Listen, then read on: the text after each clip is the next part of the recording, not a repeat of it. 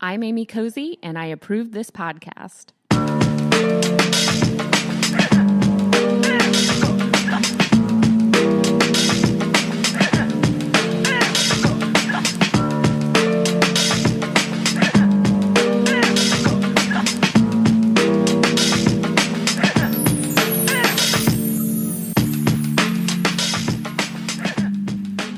Welcome once again to the Lou Capetta Show. I am your host, Lou Capetta, and if you didn't check out Facebook, this is the third time I'm trying to record this, but that's all right. That's part of the deal.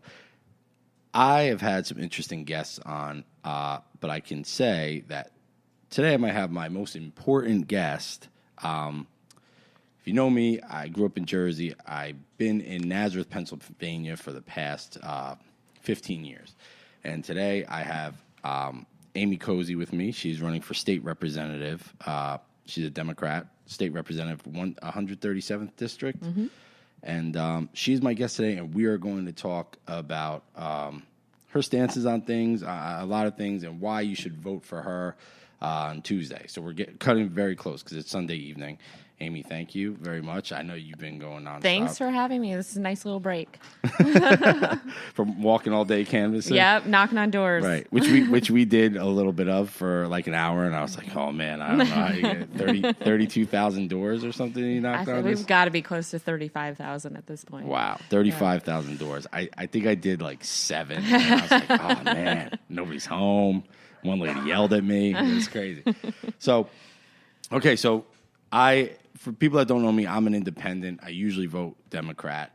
After, what's going on in Washington, which is a different story. I'm voting Democrat all the time.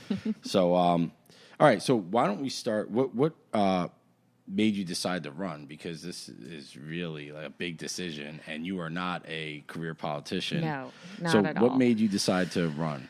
A lot of it was the 2016 election. Like most people, I was pretty devastated with the outcome, feeling very angry and frustrated, and I felt guilty. I felt guilty Really? because I felt like I didn't do enough. I didn't contribute enough to help Hillary Clinton win that election, and I felt this personal weight that I could have done more, and I should have been more involved, and I should have been more active. And so I had this growing guilt of not being more involved in politics in general. And not long after that happened, I had to deal with Nazareth Borough Council with parking issues. Right. And in Nazareth, they don't have a commercial parking permit for any of the merchants downtown, so we have to park at metered parking. And Really? Yes. And so you have to run out and feed a meter every 2 hours, which is not super conducive to operating a business. Right. And, maybe I was still charged from the election or whatever it was, but I had gotten my 7th ticket in like a week, and I snapped, and I literally threw my apron off, threw it on the table. I knew that they were having a council meeting. I marched over to Memorial Park right over here, Right. which is where they meet, and covered in flour. And I just let council have a piece of my mind about how we needed to have more options for the businesses downtown. They want this business community to grow and to be like downtown Bethlehem, but they keep doing things that do not foster that type of environment. So I was not received well. Right. And, rightfully so. I came in pretty hysterical, but I stuck with it, and I attended law committee meetings and workshops, and I petitioned the other businesses downtown, and I stuck with it for about 6 months. And finally, after 6 months of work, we were able to get the commercial parking permit passed. But my whole point in telling that story is that this was my first interaction with local government. Right. And there were people on council that had been there literally since the 70s.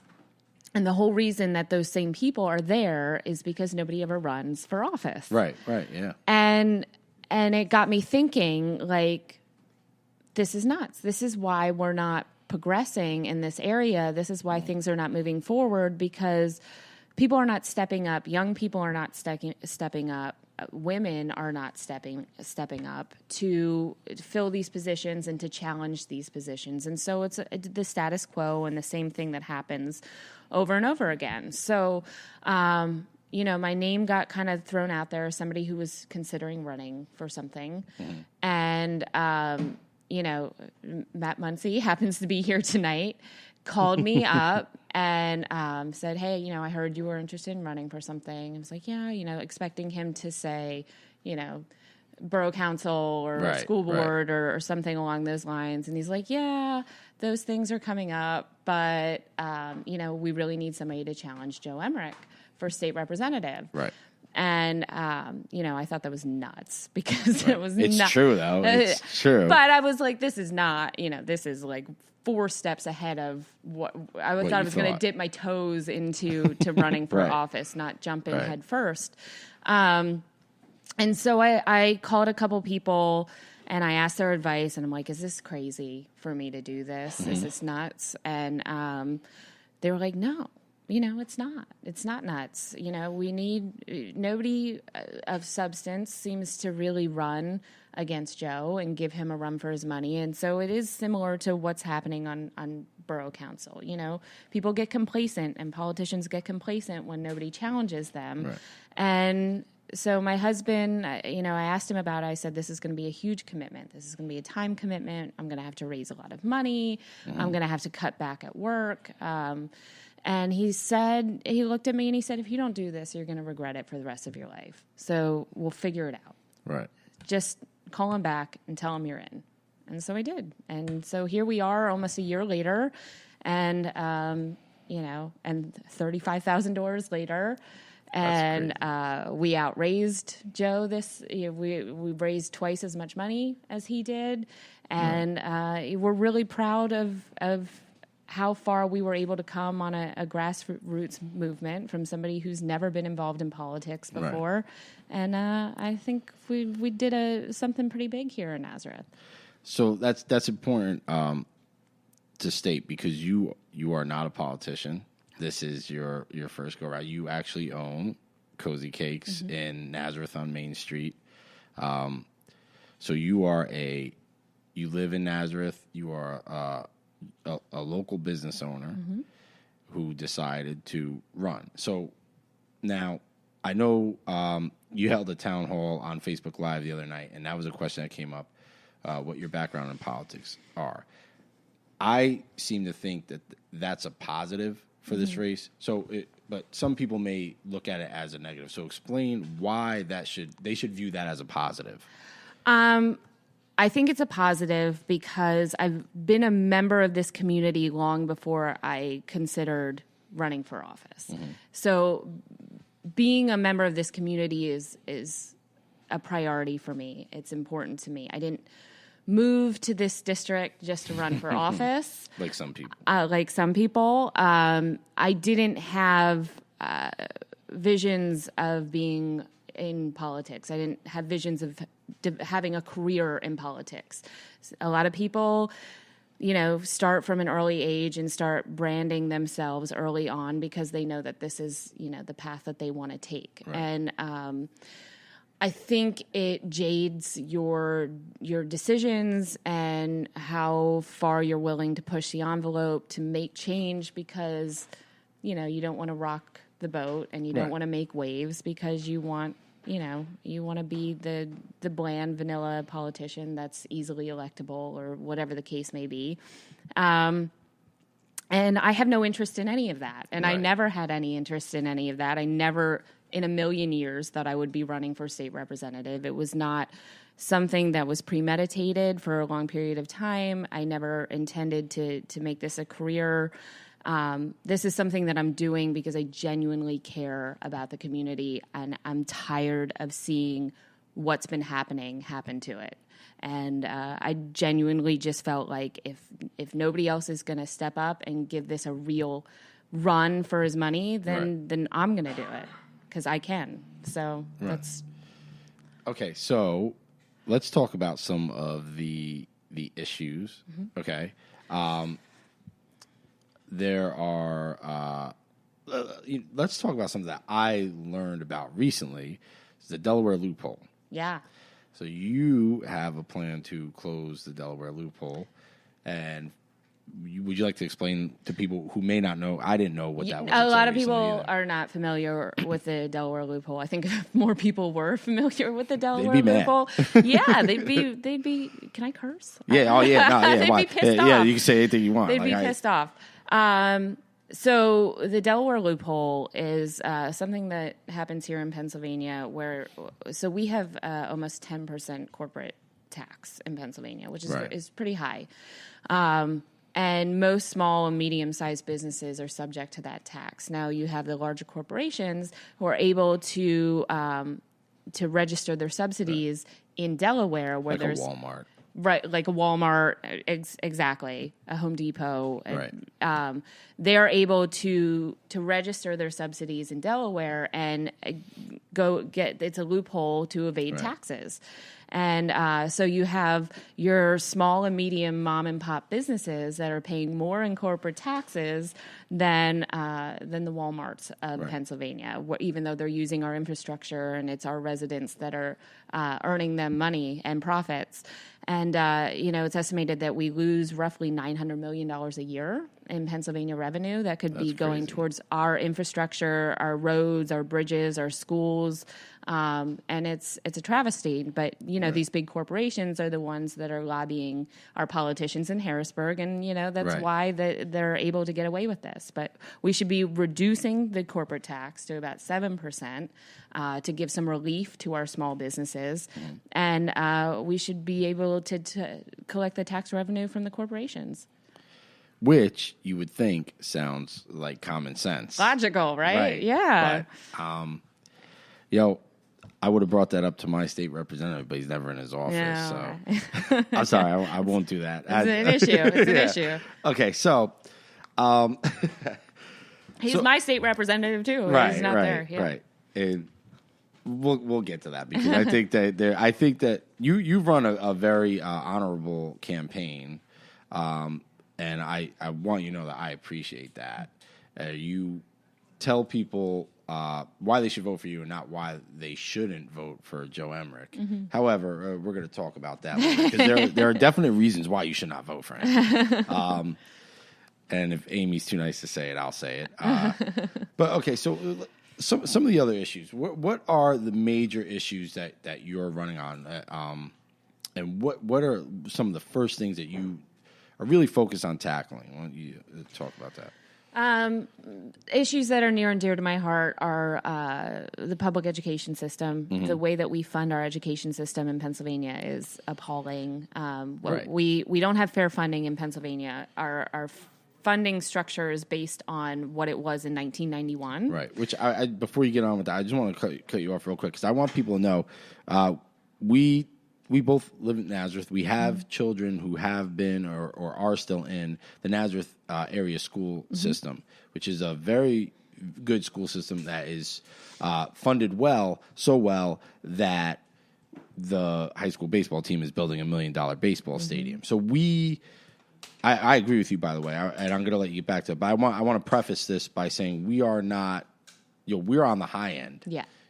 So this isn't just we're lucky.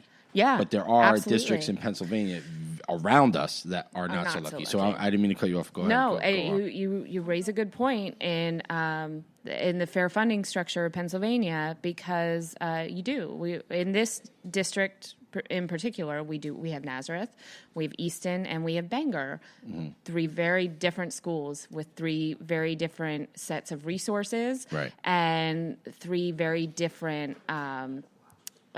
income structures of the residents in those districts. And in Pennsylvania, like I said, the funding of our school system is based on what it was in 1991, and what happened is we haven't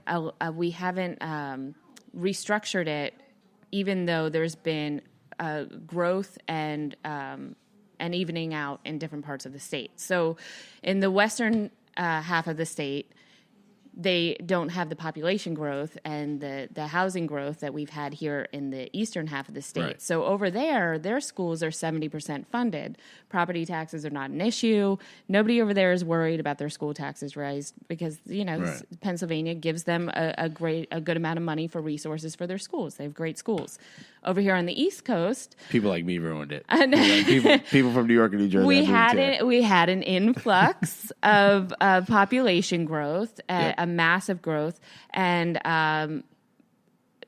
what has happened is we are funded about 18% of what we need, and the only way to make up for the gap, for the deficit, is in school taxes and property taxes. And so people love to give the school board a bad name, and they love to blame teachers unions and this, that, and the other thing. But what it comes down to is the fact that our state is not funding our schools properly. And a lot of times, sure, you have a school district like Nazareth who has a whole lot of extra revenue and income to play with, and you'll end up with $1 million baseball field. But then you have a school like Bangor whose roof is caving in. Right. And, it's disheartening and it's sad because it's the kids who suffer in that situation.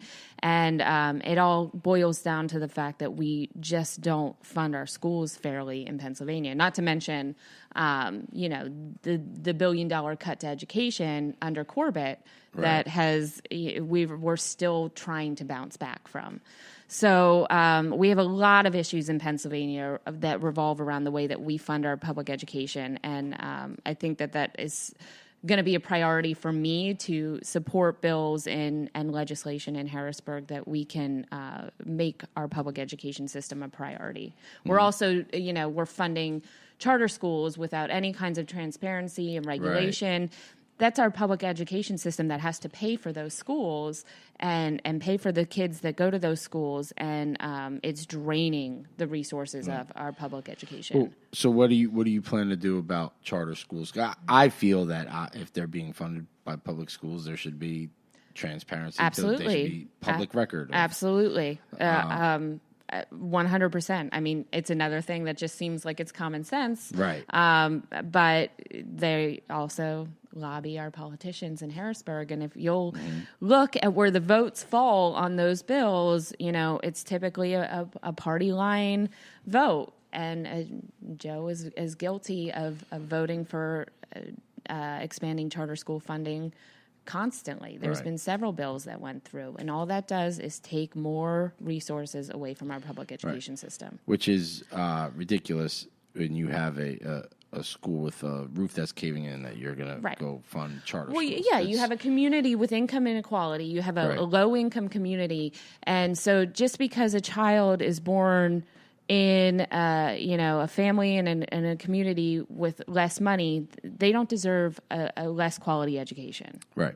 It's to no fault of their own. They deserve the same education as the kids living one district over in Nazareth. Mm-hmm. I agree. That's a big. I agree with that wholeheartedly. And I grew up in I moved around New Jersey, and when I first went to school, I was in a school system that we couldn't even afford books for every kid.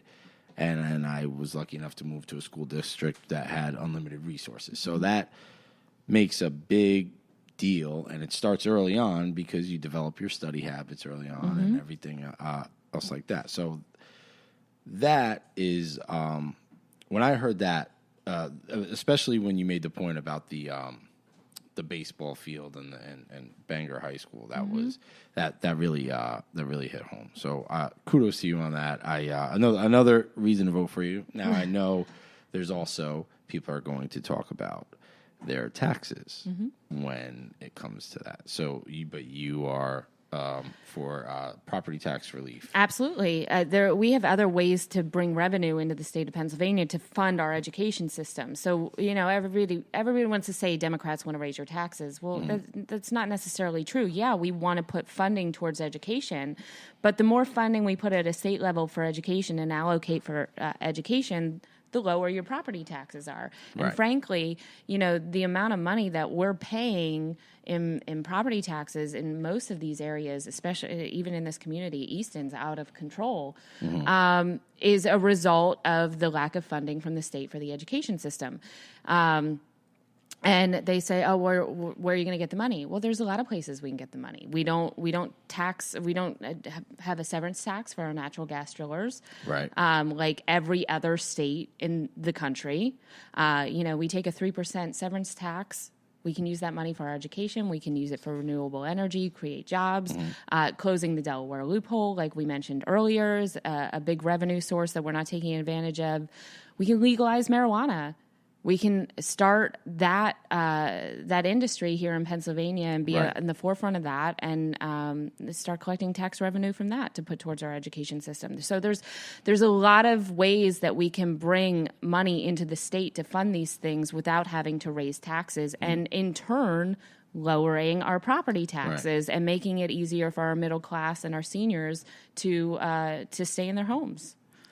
Well, because that's important, because I've noticed over the years that I've been here, property taxes have risen, and that is one of the things that brought so many people from New Jersey here, is the increasingly astronomical prices that in property taxes that people pay. So eventually that's going to happen here, and you're going to have people moving on. There's going to be no middle class. It's going to be people who can afford to live here and people basically on assistance. And I don't know if many people see that. Yeah.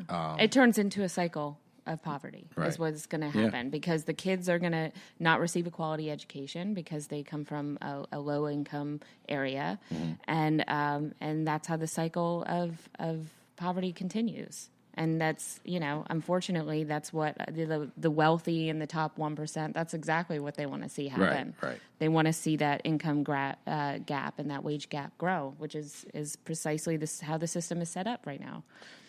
So speaking of wages, you are for a higher minimum wage as well. The minimum wage in Pennsylvania, I think, is roughly $7, $7.25. It's the federal. That is the lowest a state can have their minimum wage by federal law. Right. And so we're right there. We're right there. Yep. Now, I'm not sure. I know in your town hall somebody mentioned about a $15 minimum wage. I'm not sure that this area can support that right now. Do you agree with that? Or? I do. I think that I would like to see us get to a $15 minimum wage, Right. but I think it does have to happen gradually. We don't want to see. We have to consider our small business owners, especially right now with all of the costs with healthcare and everything else. Right now, it's not feasible for a small business to incur that kind of blow that quickly. Right. But as a small business owner who's never paid any of her employees minimum wage, because I know that no person could ever possibly survive on that. I think it's unconscionable that we are still at $725. That's $15,000 a year. Right. That's Yeah. below the poverty level. Anybody who works 40 hours a week should not be living below the poverty level and have to Agreed. get assistance from the state. Right. Essentially, I mean, we're That's just crazy. we're literally costing taxpayers more money by not raising the minimum wage. Right. That's mind-boggling to me. That people can actually work and still live below the poverty level, and that happens, in this country. It sounds like something that shouldn't happen in this country, but it does. It does. Let's talk about healthcare. All right, you are for healthcare reform, or why don't you talk about that, because you have a very personal story that goes along with that. So, healthcare is such a touchy subject for so many people for a number of different reasons. Republicans have branded Obamacare as being, the downfall of the healthcare system, and Right. and that everything has gone downhill since Obamacare. I don't know if you've ever had to get your healthcare from the marketplace, but when Obamacare No, came, I've been lucky enough because I'm a member of a union. I do have. I have excellent health care, thank God. But I go ahead. I didn't mean to cut you off. No, it's and you're lucky. And a lot of people with employee provided healthcare are very, very lucky. My husband and I are both small business owners, so we had previously been purchasing insurance privately, and then Obamacare came out. And we were able to purchase our health insurance through the marketplace for the first time. It was very inexpensive, very good coverage. We had no deductible. And we were thrilled with it. We were thrilled. All of my expenses that related to women's reproductive health were completely covered by law. Like, it was just, it was wonderful. And then, the war on Obamacare began, and subsidies were cut, and, they took the penalty away for people not having health insurance, which people don't understand at all, that if you only have sick people buying health insurance, our premiums go through the roof. Yep. So my monthly premium when I first enrolled in Obamacare, in ACA, I really hate when people call it Obamacare. Yep. In ACA, was $600 a month for my family of 4. We had excellent coverage. Today, our health insurance is $2,500 a month for a family of 4. More than tripled. We have a $15,000 deductible. We have terrible coverage. There are very few doctors that even accept our insurance. And it's not even affordable to go to the doctor. So, but I have to have insurance because I did have breast cancer 6 years ago. I do have, it's a pre-existing condition that could be a current existing condition at any time. I'm required to get mammograms every 6 months. This was amazing. If you're going to say what I think that you're going to say, I remember you saying this. I'm 2 years behind on my 6-month mammogram because it's $1,000 out of pocket for me every time I go. That's Whereas important.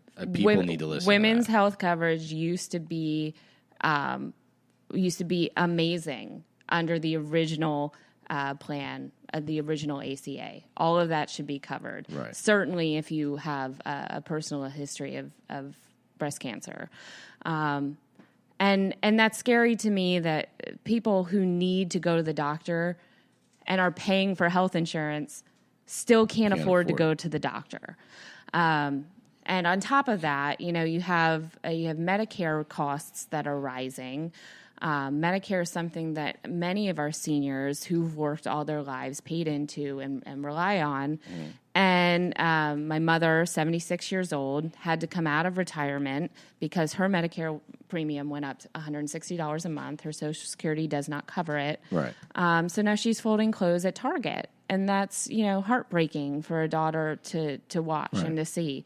Because she's still moving around great now, but she's not getting any younger, and she should be enjoying her retirement. She should not be folding clothes at Target. This is not what I know a lot of Republicans say, people want to sit around and stuff and not work. This is somebody who worked, earned their retirement. Exactly. And now has to come out of retirement. So and now what people are going to say in response to all of those things is, well, it's the Democrats destroyed health insurance. We don't allow competition across state lines and this, that, and the other thing. Here's the problem. Comes back to money. We have politicians in Harrisburg and Washington taking millions of dollars from pharmaceutical companies, from insurance companies, from health networks, and the people are being forgotten. If we would move towards Medicare for all, and we could simplify the system, we would save trillions of dollars a year just in administrative costs. We can negotiate drug prices to get them to the prices they are in Europe, without sacrificing quality of care.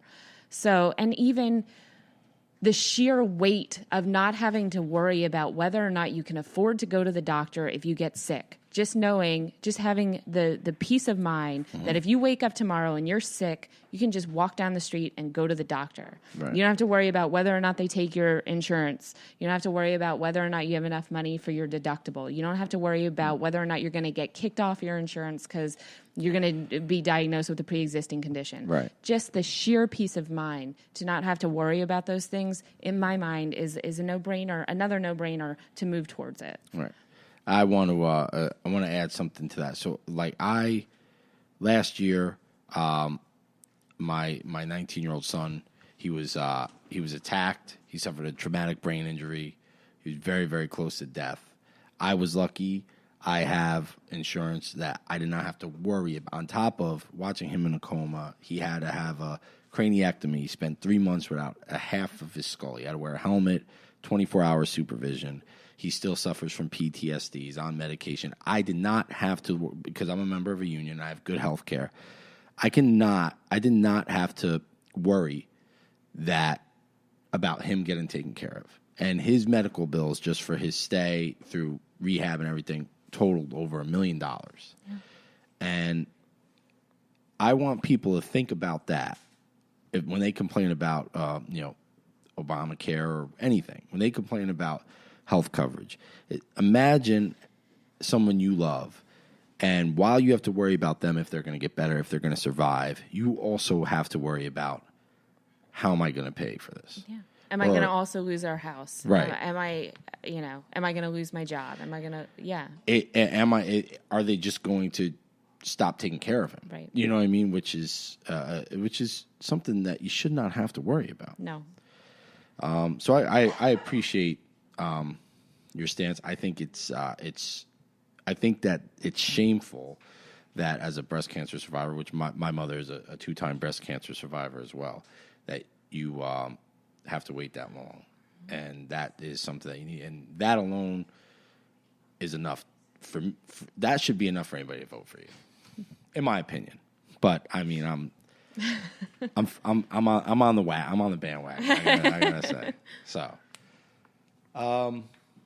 okay, I want to talk about there's an opioid crisis in this area. There's an opioid crisis in a lot of areas, but I was shocked, really, to see just how bad it is in this area.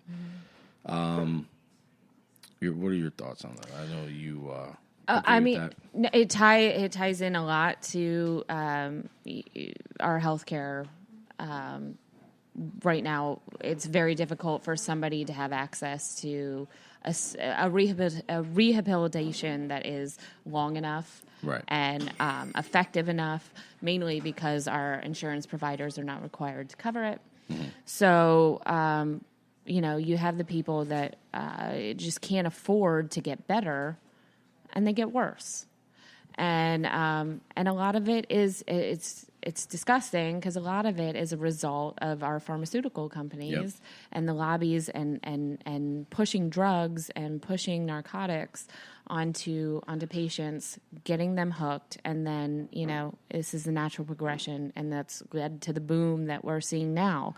I was talking to a state representative, Patty Kim from out in Harrisburg, and this is a very big issue for her. She's a champion for this issue in Harrisburg. And she said, this is starting to finally become a bipartisan issue in the sense that the opioid epidemic has affected all walks of life.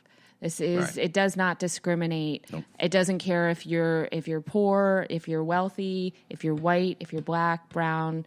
It doesn't matter. And so it's affecting the lives of rich white people.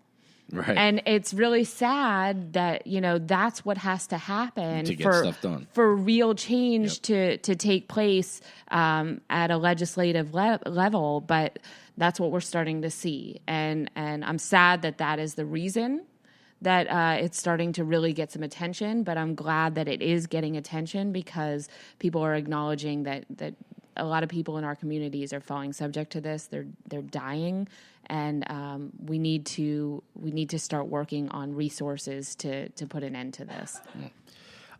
Okay, so I want to switch subjects here. Did you bring this all up during your debate with Joe Emmerich? Yeah, Amy's laughing because Joe Emmerich refused to debate you, correct? Yes. 5 times. 5 times. Yeah. And I think there were plenty of other times where he just didn't respond to people reaching out to him, even though he has debated other opponents in the past. He's debated all of his opponents in the past, except for me. Yeah. Okay. So what he did do is he did create some negative ads about you without giving you a chance to debate him and call him out pretty much. Right. Why do you think that is? Do you have an opinion on that? If you don't want to, no, I think that had he debated me, had he sat at a table and had to answer questions or from a moderator or from me, I think a lot of the things that he tries really hard to keep not so public knowledge, right. would have gotten some amplification, and he didn't want to see that happen. Right. It's really easy for him to try and smear my character through twisting information and if that's the only way that he can win, I think that really reflects on the fact that he doesn't have a lot of positive things to say about his record while he was in office, right. Which is certainly what he would be asked in a debate. What have you done about this? What have you done about that? And when you can't say anything because right. you have not done anything to benefit the community in that way, then I'm sure he's scared of people realizing, hey, he shows up at the parades, but in right. Harrisburg, he's not really getting anything done. So, a debate is certainly the platform where those things come to light. And so I think that, I think he was afraid of that. I think he's also, to be perfectly honest, I think he's a little afraid of running against a woman. I think he's known to lose his temper pretty easily, and I think the optics of losing his cool as a big, tough football player that he portrays himself to be next to a right. 5'0", baker of cakes. Everybody loves cake. Probably would not bode super well for him. Right. And so, I see why he made the decision that he did, but I also think that it's really sad, and I think it's a disservice to this community to not answer to your constituents. Right. He seems to have forgotten that he's a public servant and that he works for us. Yep. And I don't know many jobs where you can just not answer to your boss and keep your job. Right. So Joe seems to have forgotten that. I first time I spoke to you, I think we were talking about, people say, oh, he's such a nice guy. And I made the comment, well, there are plenty of nice guys that are bad at their job. So, that's what I think. Your bake shop is across the street from his office. Mm-hmm. And how many times have you seen him? Never. Not once in 6 years. It was really one of the biggest reasons that pushed me to take the plunge and run against him. Right. Because I think it's, like I just said, it's a disservice to his community and his constituents that he's not available, that he's not accessible, that he doesn't serve the people that live here. Well, that's that's what we were referring to at the beginning when we talked about people that moved to. Mm-hmm.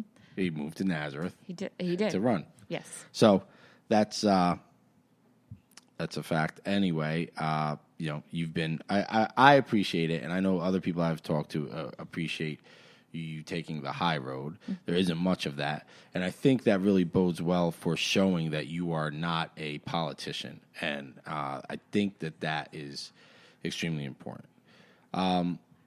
So we're very, very close to the election, Tuesday, right? Yeah. So what do you want to tell people? What if you had one, really final thing to really tell people to get them out to vote?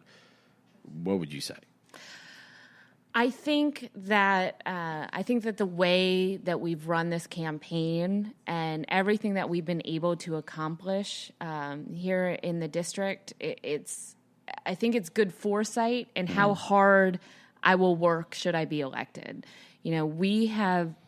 We have done really unprecedented things in this district. The organization is like nothing anybody who's ever run in this district has ever accomplished. And, that's not just me, that's my team.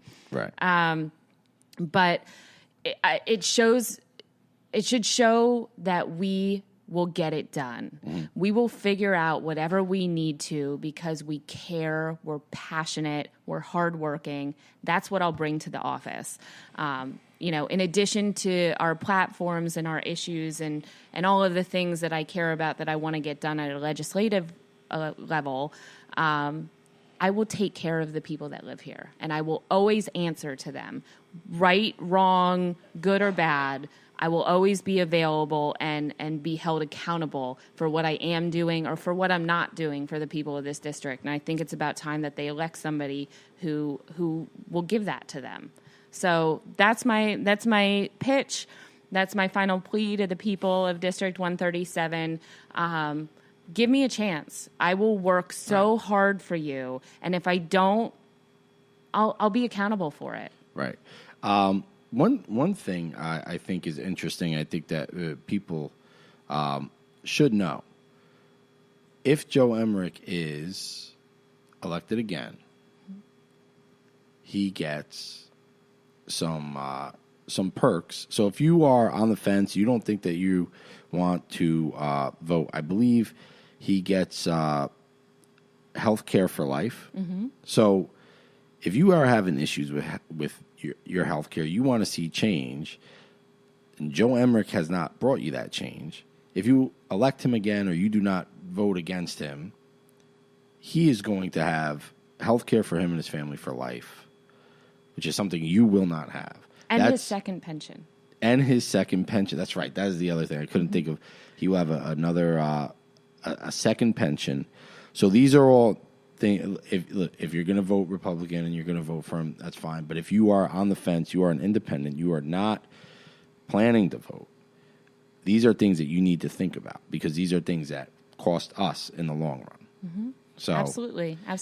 And kudos to you for not saying that. I know you don't, but that is no, a huge. I do say it a lot because it's. I mean, I'm a taxpayer and I'm a constituent just like everybody else. And like we mentioned earlier, there's not a lot of jobs where you cannot answer to your boss and keep your job. And the stakes are high. He will get his second. He's going to collect a teacher's pension, public teacher's pension, even though he votes against them for anybody else. Which is ridiculous. And he will get a legislative pension as well as health care for life.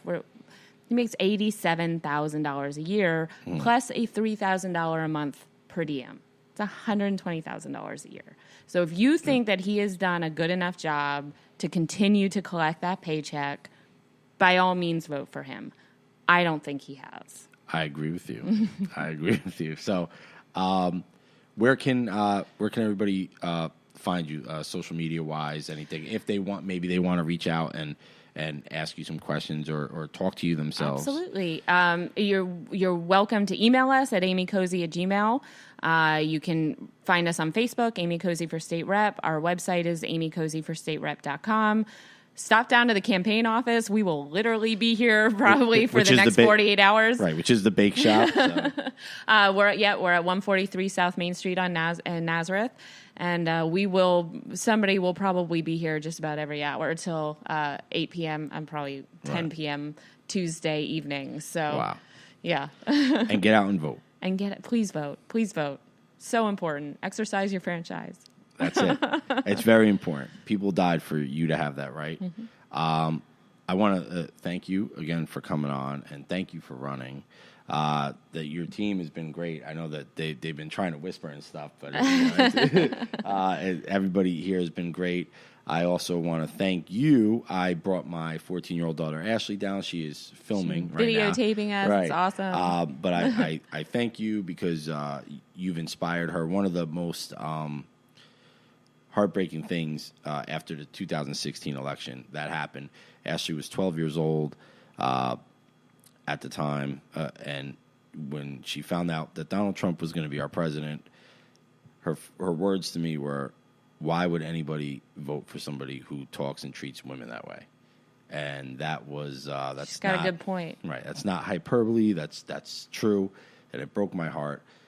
So, having to be able to bring her down here and see you, it's inspiring, and there are a lot of women running for office. 126 in Pennsylvania alone. There you go.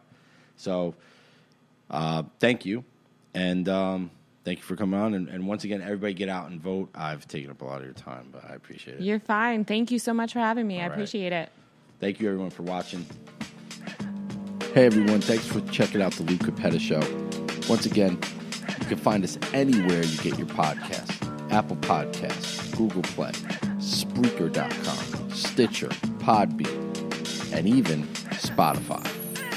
Thanks for the love. Rate, review, subscribe, and keep listening. Peace.